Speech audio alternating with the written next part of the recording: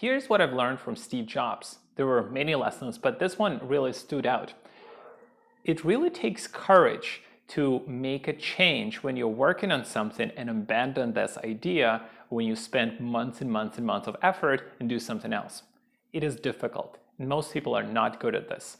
And it is so important and I'll give you an example. When you are working on certain things that you believe is right, for example, you're working on a certain project or you're in a certain job and you think this is it, you're putting in months, you're putting in sometimes years, you're accumulating that knowledge, and then you understand later that, man, it doesn't look like that's the right thing, or I'm not enjoying it, but because I've invested so much time already, well, I gotta stick with it because that's just a logical thing to do.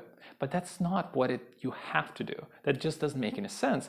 It really takes the courage and the mental toughness to say, no, I've got new information, and because I'm not enjoying this right now, I have to make a change, regardless of how much I put in, regardless of how much I invested before. Steve Jobs was master at it. And the best example that I can come up with was coming from Tim Cook, who was sharing the story on the iPhone when Apple was so hard at work on the iPhone in 2005, 2006, and Steve changes his opinion very quickly in a matter of minutes when the new information comes in. And when they realize, when Steve had a call overnight to Johnny Ive, this was months before the original iPhone came out, and then he said, look, I don't think this is the right design. It doesn't look good. It looks terrible. Like in a classic Steve Jobs fashion, he criticized the design that they worked so hard on. And Johnny, he was so bitter, but then he knew Steve was right, and he said, look, I agree, it's true.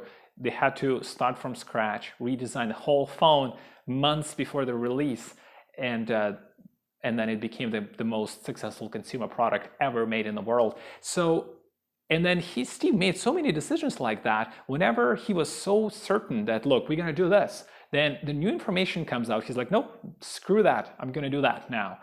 And it takes a lot of effort. It's really difficult. And then what Tim Cook said was, at first, when he met Steve in the 90s, I thought he's really flip-flops. He changes all these things. But then later, he's seen this beauty in this. Beauty in the fact that he's not getting stuck like so many other people. You're not stuck. You hope you just make a change. But then you invest your effort, but you're not really surrounded by that sunk cost. And that sunk cost could be really costly, especially if you're in your job or doing whatever you don't like. Think about when you're 70 or you're 80 and you do a wheelchair test, you're in your wheelchair. You ask yourself, look, when I was in my 20s, 30s, 40s, if I had an opportunity to change it, if I had an opportunity to do something else, would I do it? If the answer is yes, you got to change right now because you're going to regret it. And the truth is, you can't do anything with regret. Regret stays. Can't do shit about it. It's poison. That's where I agree with Gary Vaynerchuk so much, that you got to take the most amount of action you can, because look, you're not going to regret it. You're going to regret not doing something instead of screwing up. So highly recommend, regardless of how much effort you put in, if you don't feel is right, change it. Make the change. In a lot of times you have the gut feeling that, look, this is what I should be doing. You guys have all the answers in you. Just got to think about it and ask maybe the people who would help you.